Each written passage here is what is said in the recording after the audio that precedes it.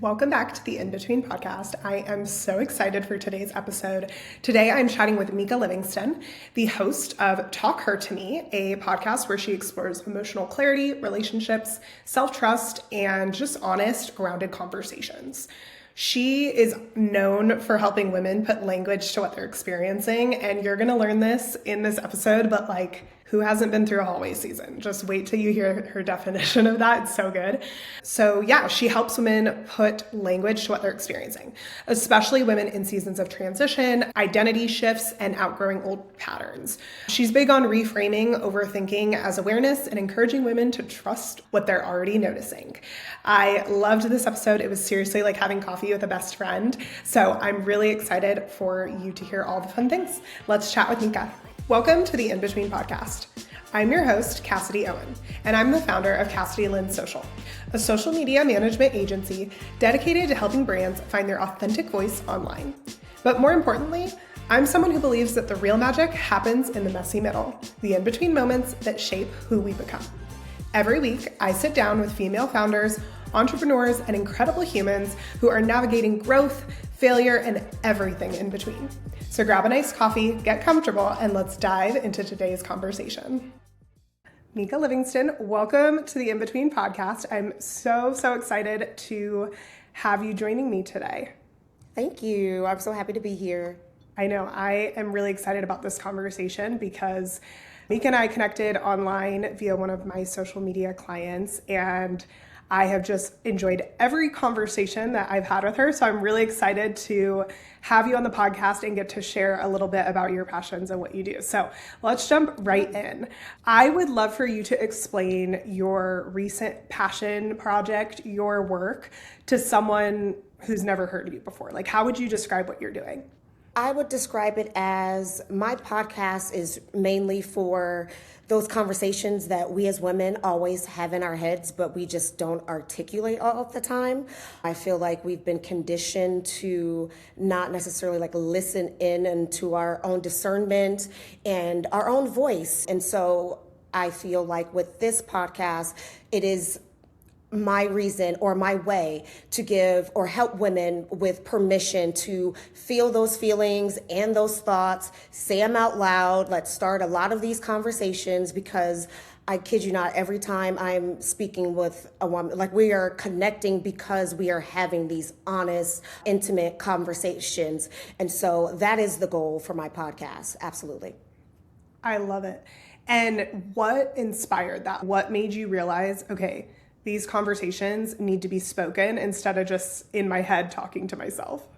My daughters, actually. I have 3 lovely little beautiful ladies that I'm raising, and I wanted to be the example for them and also to help heal my younger self and to really give them what I feel like I didn't necessarily receive and I wanted when I was younger. So that is a woman speaking her truth, holding her truth, and sitting in it and just really being okay and comfortable and actually happy. I'm so happy to be a woman. I'm always just girls, you are so powerful. You have no idea. They haven't really come into it fully yet.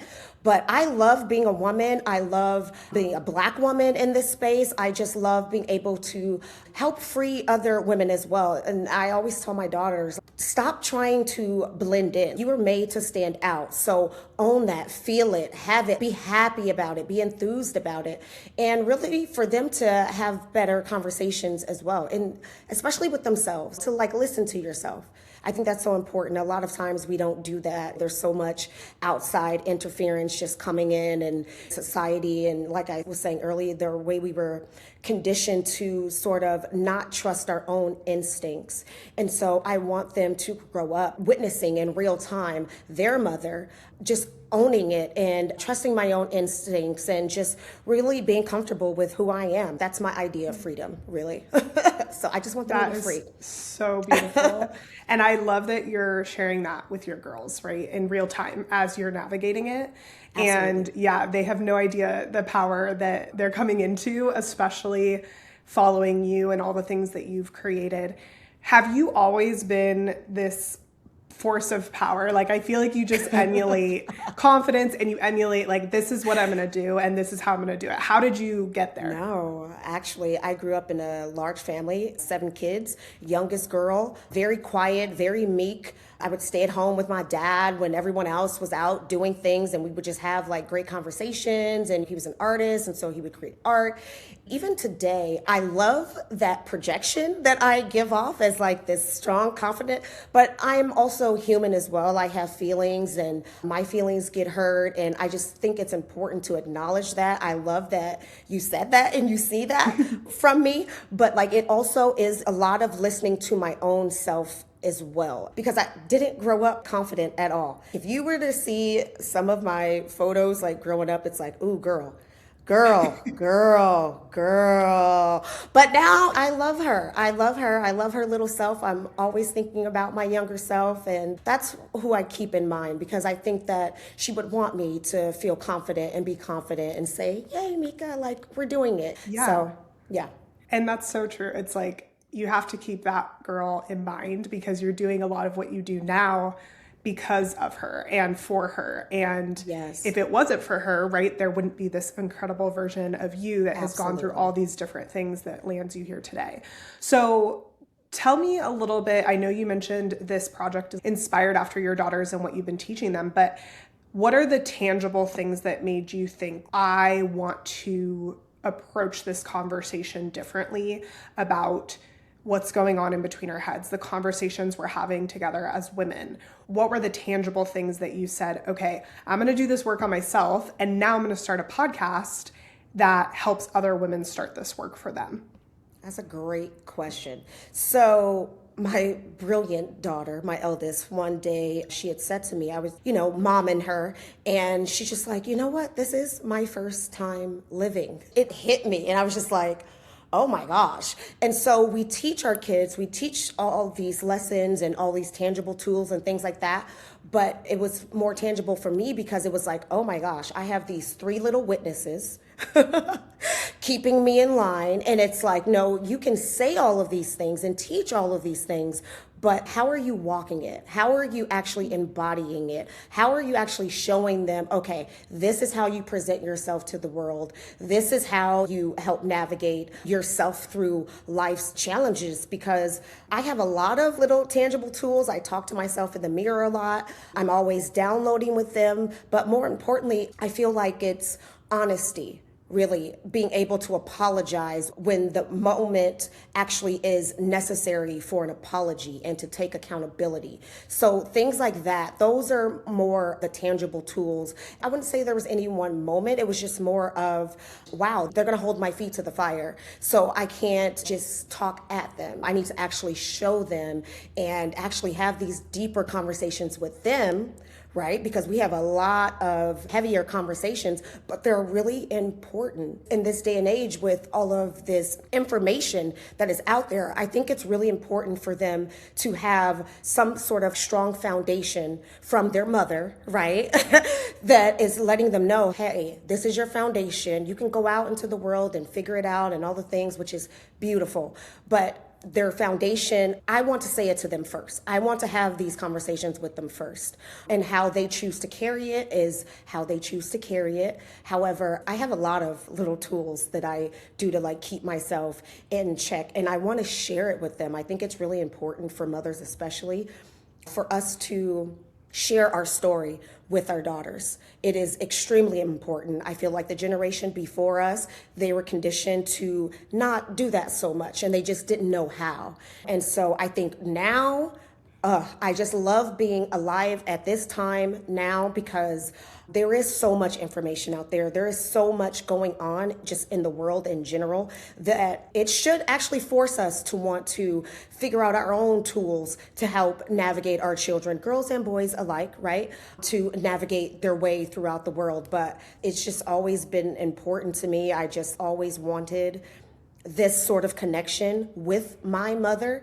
And so I am intentionally providing that now with my daughters. And so it's tough. It's difficult. Man, they don't mess around, but I love it. I love it. Yeah, it's almost one of those things of like, ooh, I created this. I chose this, right? Like, they're going to give like, it back okay. to you 'cause you're teaching Yes. it. Yes, But yes. it's so great that you have that relationship that your older daughter was freely able to say, like, hey, I'm living this life the first time too, right? Like the fact that she felt open enough to almost press up against you in a respectful way is what's going to make them powerful in the real world. And I think something you were mentioning is the access to everything, right? And you've probably experienced this. You could start a whole podcast and not hire one person and figure it out yourself. Like that's the world we Yep. live in. But your children, especially, are the first generation to have access to that their whole lives. Yes. Whereas, Yes. even, I mean, I'm 30, right? So I started in the 90s, so there wasn't as much access. Of course, I was on the cusp of it. But that's also, I think, something I'll commend you for is because with that access does come the negative, oh, I don't maybe need to parent as much because here I can hand this over and social media or the internet has this access. And so I think in the way that you're explaining it of the foundation of like, we're going to have these conversations in our home first. This is a safe space. Go out, learn, explore, decide what you believe of what you believe. But this is always going to be what's true here is so, so important because in social media myself, I see it every day and it scares me to think about even, I mean, I don't have kids, but my nephews getting onto these platforms where there are opinions out the wazoo. There are things that, I mean, most of it now with AI is false, right? And to have what I would describe you as you were speaking is like an anchor, right? To be like, okay, this is getting a little crazy. I got to go talk to mom and like see what she thinks Yes. about this. Is going Yes. to be so valuable as your kids progress in life. Yeah, absolutely. Like you were saying, to your point, it is very frightening. It's very, whoo, girl, like we could have a whole other conversation about that. However, I think it would be a disservice to think that everything that we are teaching in our home is the only bit of information that our children are going to receive. Absolutely not. Absolutely not. And so I know that they are going to be experiencing, like you said, tons of opinions. Go ahead, listen to that. Listen to those opinions. And then I also wanted to say as well, it's really concerning when I hear, it's a phrase that's going around a lot when people are saying, oh, I don't even know what to believe in anymore. Like, I don't know what's true. And I'm just like, tap into your own mind, unplug all of this stuff and tap into yourself. Your instincts, it's already there. Even with my podcast, Talk Her to Me, I am not saying anything that is groundbreaking and new. I am actually letting people know or giving people the permission. No, tap back into your own self, your own mind, get in touch with your own feelings. You don't need to be told how to feel. We never needed to be taught how to feel. Navigate those feelings 1000% with the right time and the right place with your feelings, but feel those feelings. Like we were blessed with those feelings. Women especially, our intuition is so powerful. It is so strong.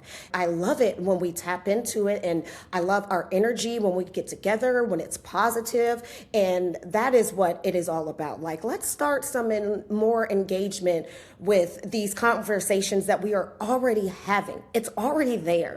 And I'm a visual learner. One thing that I like to do is create imagery with the things that I'm talking about. Speaking of like hallway season and things like that. And my friends and family, like when they talk to me about hallway season, even my husband, we were talking about it, and he's just like, you know what? I can actually even relate to that. Everyone goes through this, but you can visualize it. You're like, oh yeah, I am in this space where I can't go back. I want to go forward, but I cannot go back. And the beauty of being in that space is that it won't present itself until there's a door for you to go, but we have to choose it. Our present self, like we have to trust ourselves. And that's where it comes from. Like we need to trust ourselves more and stop outsourcing for feelings and how we're supposed to think and how we're supposed to feel about things. We were blessed with our own feelings, our own intuition. So let's tap back into that. We can have these conversations with one another to help support one another, right? So you don't feel like, oh, am I going through this alone? Absolutely not. Like I said, every woman I talk to, every woman I connect with, even in the bathrooms, I love women. We are in the bathrooms and we are so great in the bathrooms. I love it. We could like start our own series just It's like about therapy in the bathroom. Yes, yes. And we are so great in the bathroom. We're so supportive and so complimentary and all these things. And I'll get in conversations all the time in the bathroom. And my husband's like, where were you?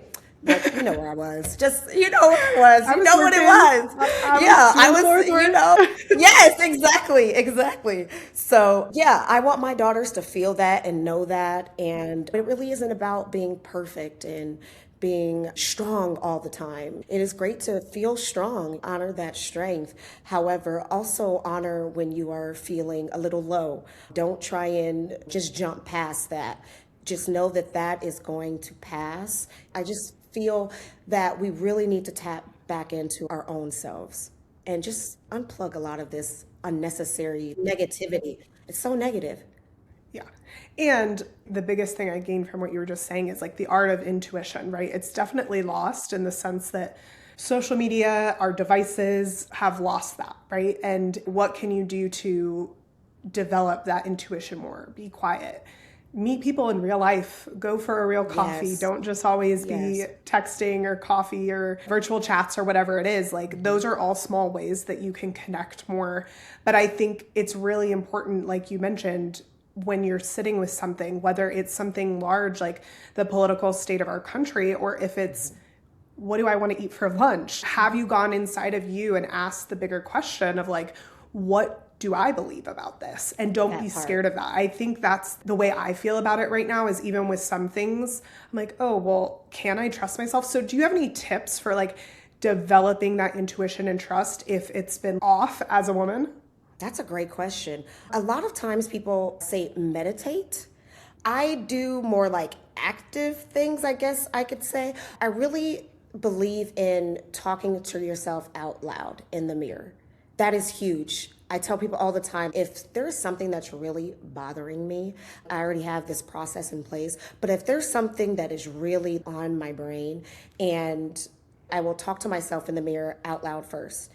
And I'm just like, okay, this is what's going on. And I get into it. I'm just like, can you believe? And blah, blah, blah, blah. You know, we will have these conversations in our minds. But I think it's really important to really actually say it out loud to yourself.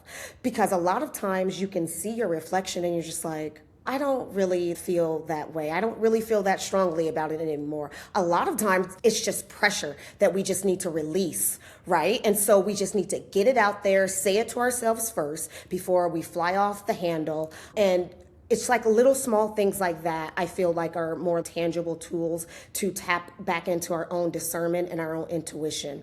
My intuition has never steered me wrong. So even if it were a situation to where I'm like, maybe I overthought that, because we overthink a lot. We're constantly in our Yeah, minds, right? yeah, All the time. I'm in rumination station like all the time. yeah, But we same. have to tap into that and just say, okay, stop that. First of all, replace it with something positive, because more often than not, it is going to be something that is negative. I'm not a therapist. I have no idea how that part of your brain works, but it just wants to sort of like check us in a way. But we have to be aware that that is happening. We have to say, oh, you know what? This just is that's a negative thought. Like, stop that in real time, like, nope, stop that. And so I even do that even to this day. And I stop myself a lot because I'm able to recognize it for what it is. First of all, we have to like recognize that it's even there. We have to recognize that sometimes we are going to have bad thoughts, negative thoughts, whatever it is, but we have to put it in its place in a way and say, you know what? That's a temporary negative thought. I'm going to replace it immediately right now with something positive and know that it's going to pass. As much as it takes for us to have that pattern of self-betrayal and those negative thoughts, you're going to have to unlearn that as well. And a lot of this, unfortunately, it's from our youth. And I say a lot of times, I am healing backwards so that I can move forward and like grow forward, right? And so always have to look back in the past all the time and stay there. But it is extremely important to glance back there so you know where you are avoiding, what you are trying to grow from and evolve from. And not even with a negative connotation behind that. It's about saying to myself, even 3 years ago, oh, I forgive that part of myself.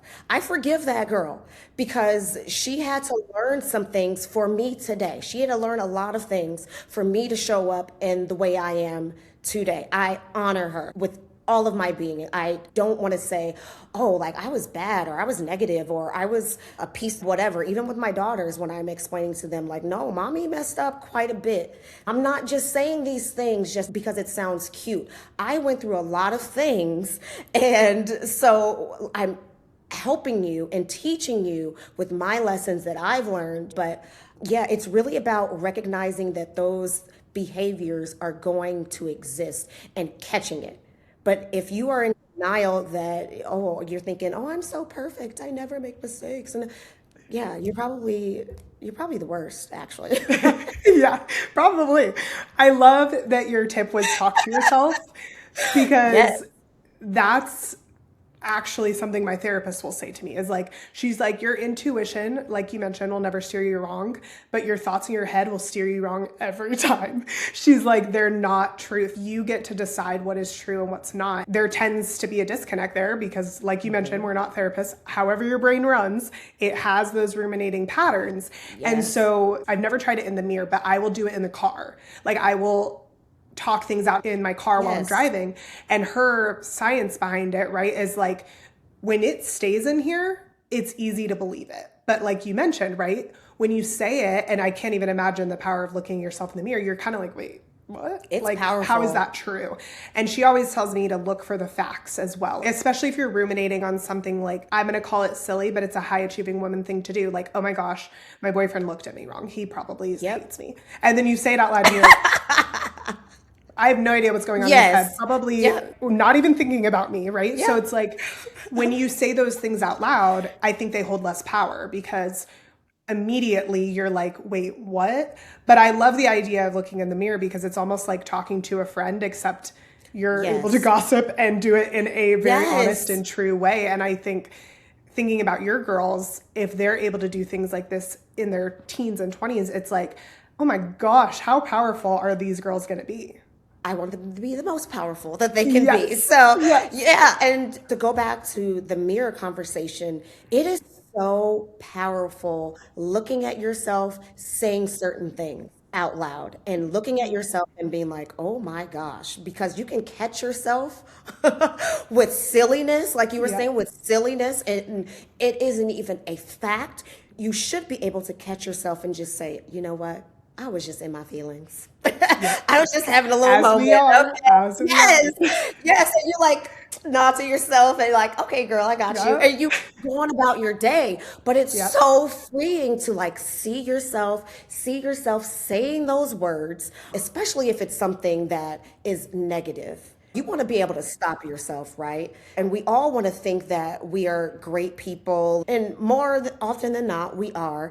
And we are human. And these moments are going to come up. But I can't express enough about tapping into your own feelings, your intuition. And like your therapist was saying, figuring out the facts. There's nothing wrong with being in your feelings and realizing, oh, you know what, I might have been overreacting, right? But the facts of the moment is where you should be when you need to proceed to the next step, right? Like if talking it out in the mirror doesn't do enough, and then you're like, oh, okay, I'm still kind of hot about whatever this moment is. And then you go on to the other tools. But I want them to have these things in their pocket. I want them to be able to pull it out and be like, oh, that's what this is. And I think it's really important for all of us to do that, really. Yeah. So you've already mentioned it. You talk a lot about the hallway season, which I love Yeah. because I feel like my in between is a little bit of your version of the hallway Yes. season. I have definitely an overarching theme that I was Yes. loving. So I would love for you, in your terminology and how you created this, is visually to explain what the hallway season is. First of all, let's just say it isn't one singular moment. It comes up in your marriage, your relationships, within your career, parenting, everything. The hallway season can always present itself. And when I speak about the hallway season, it's sort of uncomfortable. It shouldn't feel comfortable, but it's that feeling where that voice in the back of your mind gets louder and louder, like, you know what? Whatever this moment, this situation that I'm dealing with, it no longer aligns with who I am trying to be. And it gets louder and louder and louder. People always think that it's like one moment where you're like, ah, that's never been my experience. It's always been me actually shutting down that voice in my mind. But the hallway season, it feels uncomfortable. It feels like you want to propel forward, but you just don't know how. You don't know what it is. It's uncertainty. It's really uncomfortable, but you also feel ignited to do something more.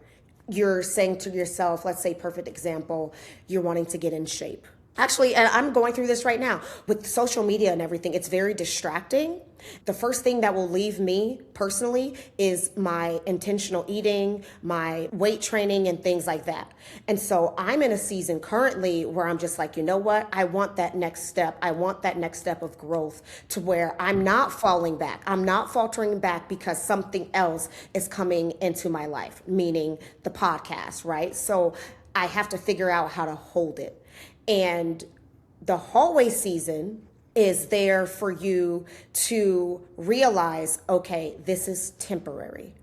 It is permission for you to feel everything that you're feeling in the moment, the yucky, the, oh, I don't know. But the misalignment actually makes the choice for you. I say that, oh, I'm just like, the misalignment is actually choosing for me. Like, I don't know what's pushing me forward. And so it's like, I'm no longer aligned with this thought process that I had. I'm no longer aligned with this career that I'm currently in. I'm no longer aligned with this friend group that I'm within. And so the door, the knob itself will present itself, but our present self has to make that choice. We have to trust ourselves to make that choice and go forward. You just do. And no one knows what's beyond that door. No one knows. You can have an idea, right? You can have your intention, but no one knows what is beyond that door. And you won't find out until you walk through it. But staying stagnant is no longer a choice. Basically, I think that's kind of what hallway season is, like feeling content with what's going on. Oh, I'll just ignore it, like whatever, I'll just get through this. And no, propel yourself, move forward, and take that choice to evolve, like really, and that's what it is. Is there any level of shedding that needs to happen within the hallway, I will say, to get to the next season? Shutting, not necessarily. I think there's a lot of trust. There really is a lot of trust in trusting your instincts and trusting where you were previously, and also trusting yourself to know enough to say, you know what? I am actually going to do the work and move forward intentionally, positively. So whatever that is, I'm going to welcome it, right? I'm going to welcome it because I'm in such a better place now because I was in this hallway season. It's just transitional. It's a visual way to explain transition, really. It really is. So, yeah. Yeah, I love that description of it. And that's similar to obviously what I've built with the in-between of like, this season where you learn so much about yourself. The visual I use for it is a marathon because I trained for a marathon 3 years ago. And wow. I would say to people, I'd be like, you know, it was so easy to sign up for the marathon. Like you just pay the money. And I was like, to be honest, the day of the marathon, there were hard moments, but it was also pretty easy because I knew once I crossed the finish line, I was done running. I could go home. I knew I was going to celebrate, go to dinner, whatever. But running 21 miles on a random Saturday when all my friends are at the pool and no one cares and no one's cheering me on, right? There's a battle, right? And then to do that multiple weekends in a row for I trained over 8 months. And I was like, wow, okay, there are people who, injuries aside, would not follow through with this. So what is the difference between the people that continue to do it and finish the race like I did and the people that won't? They choose not to. There's something in there, and it's grit, it's tenacity, it's compassion, like it's all these different things. But the point of it is in that in-between moment is actually where the growth happens. Absolutely. Not that I didn't grow the day of the race, but if I wasn't prepared for the race, right, there would have been a different level of realization. And so like you're saying, that hallway season, there's growth that happens there, and you have to choose to move forward. You have to choose to take the next right step. Yeah, you have to choose every single time. To your point, there's no applause for you. There's nobody like rooting you on. It should be your former self, your child self rooting you on, because it actually is the space where all those versions of yourself exist all in one body. And it seems like a lot and it can be very overwhelming, but just know that this is transitional. This is something that is going to pass, and the next step is actually going to be so much better. Even with the podcast, I am very much an introvert. I'm very much prefer one-on-one intimate interactions with people. I am not a public speaker by any means. However, doing this, there is something that is pulling me forward. My future self is pulling me forward. Like, I have to trust that my future self has my back. And to my point before, I'm healing backwards so that I can keep going forward. I don't know what it is that is telling me. There has been like no specific moment, oh, you need to do a podcast. It's just been all of these different conversations that it just kept getting louder and louder and louder. And I had to trust, you know what? Turn the knob on that door. See where it's going to take you. Just go. What are you doing with yourself? And it also tied back to my daughters as well. I don't want them to come home from college and breaks and things like that, and we are still doing the same things. I want them to see us evolving and growing and making changes, positive changes, so they know that, oh, no, this is good. You can keep going, because I'm going to be 45 next month. And I'm still learning. I'm still learning things about friendships, things about my marriage dynamics, things about myself personally. We should always, always reach for that doorknob. Always, always reach for that doorknob. But just also trusting, you know what, all of the things that I've gone through, it's going to be okay. It's going to work out. I mean, first of all, kudos to you for running a marathon. Like, oh my gosh. Thank you. Are you going to do that again? Or was it an experience that you're just like, did that, done that, you checked it off? The adrenaline, you get off of the course and you're like, oh, I'll do that again. I'm going to do that again. But again, the marathon is, and I might be the only person in the world to say this, the marathon for me was easy because I just had to convince myself to take one more step. And I was not trying to break records. I was just trying to cross that finish line. So for me, if I needed to walk, I walked. I was just trying to take one more step. But the training, and you're experiencing this training, right, with podcasts and with your fitness and all these different things, that was commitment. I mean, it takes 2 to 3 hours to run 21 miles, to make sure you ate before that stretch. Like, the time commitment, you would love this. On a couple episodes before yours, I had interviewed a woman and she said, the hardest part is that we live in a society that loves convenience. They will always choose convenience over inconvenience. It's inconvenient to run a marathon because it's inconvenient to run 23 miles, right? It's pretty much anything to do with fitness. The world feels it's inconvenient. So that has been sticking with me forever. And I keep asking myself this question. It's actually a quote on my phone right now of like, what can you do for yourself that's inconvenient? Because I think the more that we stay there and the more choices we make that feel inconvenient, that's also growth.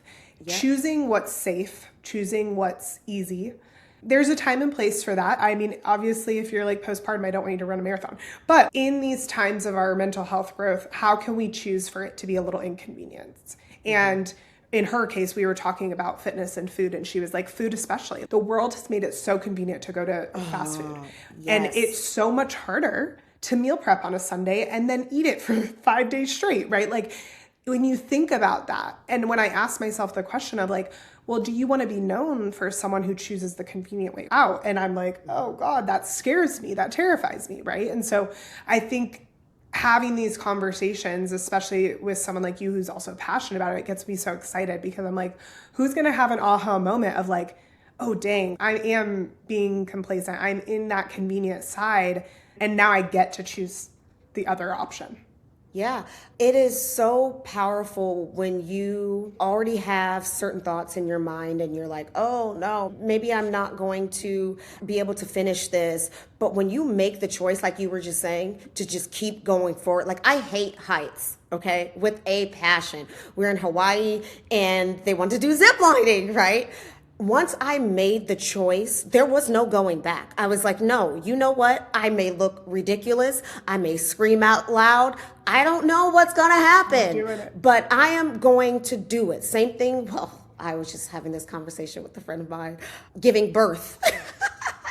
I can't even imagine. So I had 2 epidurals, right? First and second epidural. Third one, I was like, you know what? I'm going to lock in and experience all the things. I removed it from my brain. No epidural. You are going through with this. You are going to do it. Plenty of women are out here doing this. What's the worst that I mean, obviously, bad things can happen, but I'm just like thinking to myself, why would I want to talk myself out of something like this? And I know a lot of people are like, oh, that's so crazy. Why would you choose the pain? But to your point, the inconvenience, and I grew just through that moment. Oh my gosh, I get it. I understand it more, Yeah. you know, and it was such a beautiful, magical moment that no one can ever take away from me, right? But it was my choice. Once I decided, I was like, nope, don't even talk to me about having epidural. Just remove that option from my brain. Remove the option of saying no to jumping off the cliff. And it was significantly high. And so remove that option. To their credit, everyone was very supportive. And what can we do for you? Because everyone knew my fear of heights. What can we do for you? How can we? And I'm just like, I need you to shut up because I'm talking myself through this. I just need you to zip it. I appreciate your support, but I need to talk myself through this. I need to keep making that next step and that next step. And once you realize the power of that, talking yourself into doing something positive for yourself, oh my gosh, there really is no going back. I can't unsee it. Like once I know it, whew, girl. There's It's a an lot, influencer but I follow, and she has 4 kids, and her first 2, she did an epidural, but she talks about the third one because she had that same mindset of you of like, no, I just need to try this and I need to do this. And she's very open that like it was the hardest thing she's ever done in her whole life. But it was the same mindset of like, for some reason, I've connected this moment and I need to just try this and do this. Yes. And I think it's that accountability that we keep with ourselves of like, I am going to do this no matter how it turns out. And I think probably you'll relate to this in that that's how it's been for my podcast. I mean, especially this season, I had hit a road bump and I was like, oh, I'm not going to do this anymore. Like, I don't know. And something in me was like, no, you need to keep trying and you gain a lot from this and you love it. And even if we have to give it up one day or I don't become this famous podcaster, it doesn't matter. We need to keep trying because if we don't know what will come of it. So I would love for you to share a little bit about your podcast because we've mentioned it and that's the overarching project. But what is the podcast and who is it for? Who is your demographic you're speaking to? I love to say that it's for everyone because I honestly feel like anyone can get something out of it. I'm sure you know this to be true. If you're searching for a certain thing, it's going to appear to you in so many different ways. I was speaking to one of my friends and she was explaining to me how her season of life, if she hadn't had done the work previously in her mind within her own self and trust her own tuition, she would have ignored certain signs that were in her face. She wasn't quite ready. So for the podcast, for me, it is giving permission to have these thoughts, to really not necessarily even forgiving yourself, but it's more about having a place where these thoughts and these ideas can really take shape and take hold of you to say, okay, you know what? I feel ignited in some way because oh, I feel seen, I feel heard, I feel understood in some sort of way because I am not a therapist. I am just coming from my life experience. Okay. And so when I speak to certain topics like being the only one in the room, I feel like anyone can really identify with being the only one in the room, like having a certain thought process or noticing things from interactions and feeling like you're the only one who is noticing it. So, more than that, I feel like my audience are women who are going through these transitional phases of life, who are in hallway seasons, who are looking for something or looking for someone to give them permission to say, you know what, I want to do better. I need to do better. That's really what it is. Just, I really want to engage because the way the podcast originally started, I just jumped in. I was just like, you know what? I'm just going to do a couple of interviews. Let me buy a little bit of whatever equipment.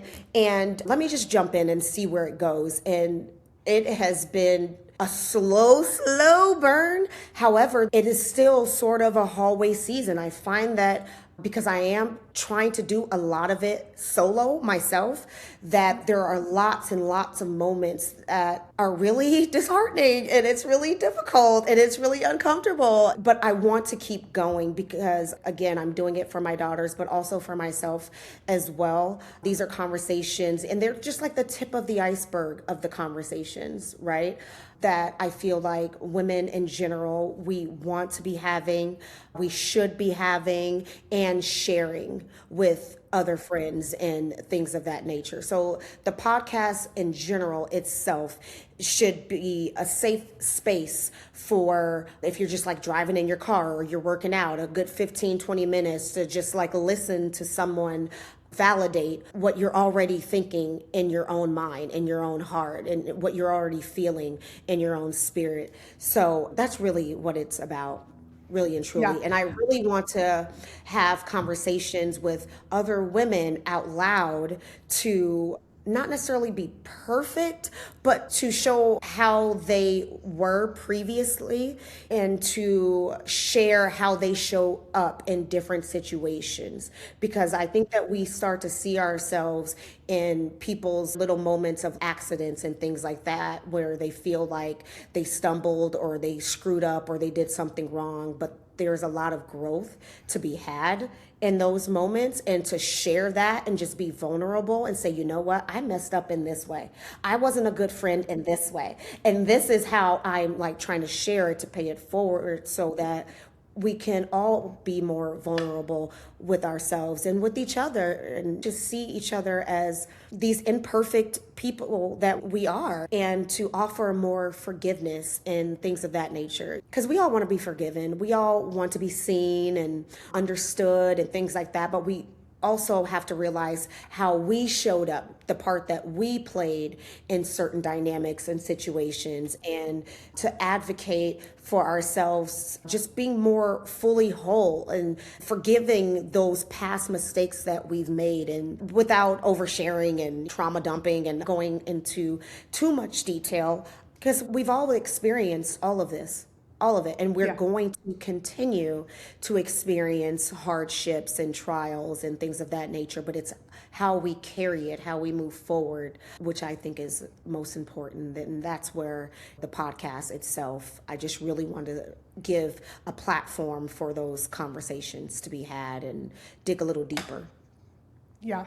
I love the shorter bite-size episodes because I think what you do a good job about is labeling, making sure people don't feel alone, and then always offering different perspectives for what's going on. Just like the hallway season, right? Someone could sit in that and feel very alone and very much like, I don't know where to go, so I'm just going to give up. But you're giving new perspectives of like, what if we shift it and we think about it this way, and now it's all this opportunity.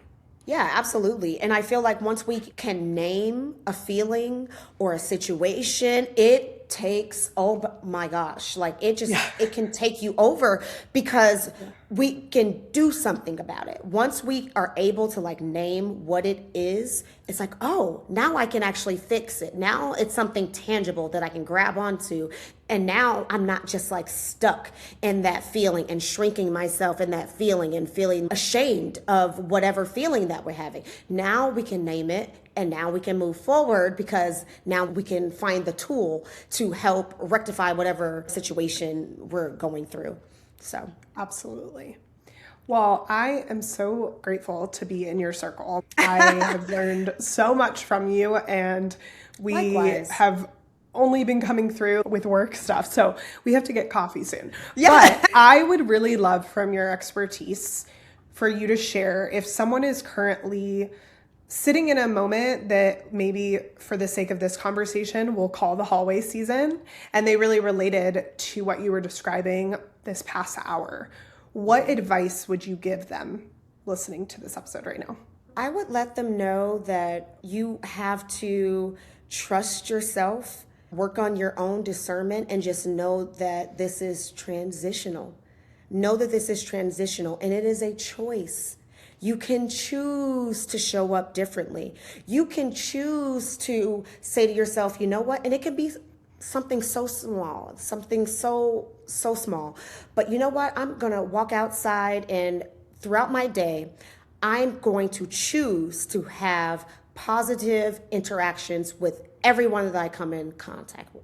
This is something that I do regularly, especially when like the pandemic was happening and things like that. Yep. And then with all this craziness, with all the election and all of that, it almost seems like, I don't want to say the world, but certain powers want us to be at opposite ends. But it is your own choice to go out into the world and to, hi, how are you doing today? And engage positively. So even that one small little change, like, you know what? I'm going to make sure that I'm saying hi to everyone that I come across.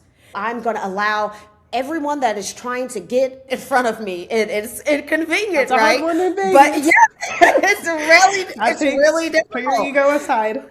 No, seriously. And it is something that you can do for yourself, or even just to say, you know what? I want to take 30 minutes out of every day just for myself. Even if I just go in my backyard and I'm just going to lay and soak up some vitamin D from the sun.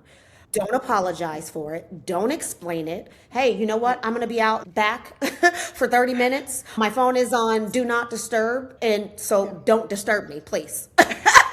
And don't feel guilty about that. We really need to start advocating for our own peace. No one's just going to give you peace.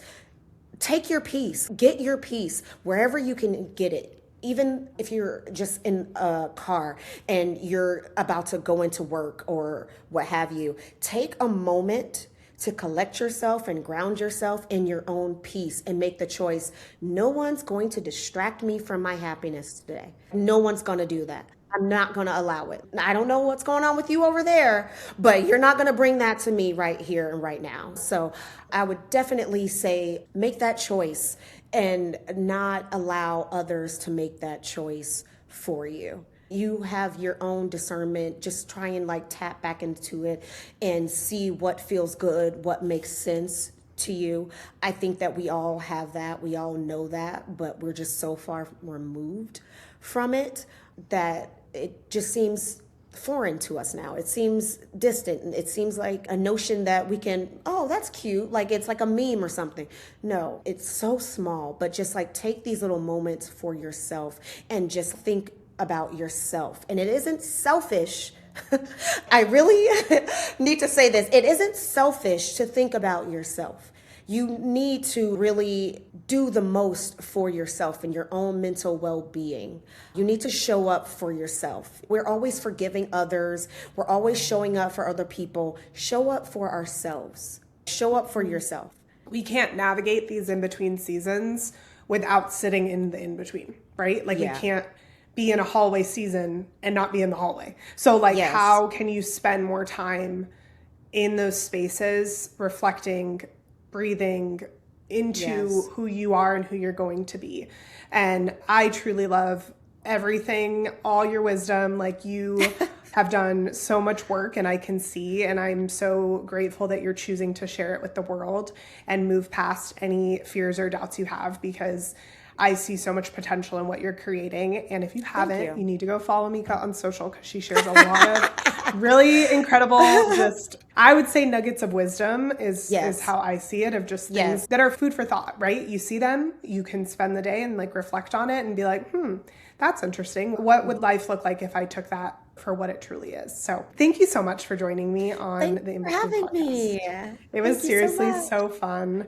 I will put all of Meka's links to her podcast, to her socials in our show notes, so that you can give her a follow if this conversation is something that you want to continue. And thank you so much for joining us on the In Between podcast. We'll catch you next time.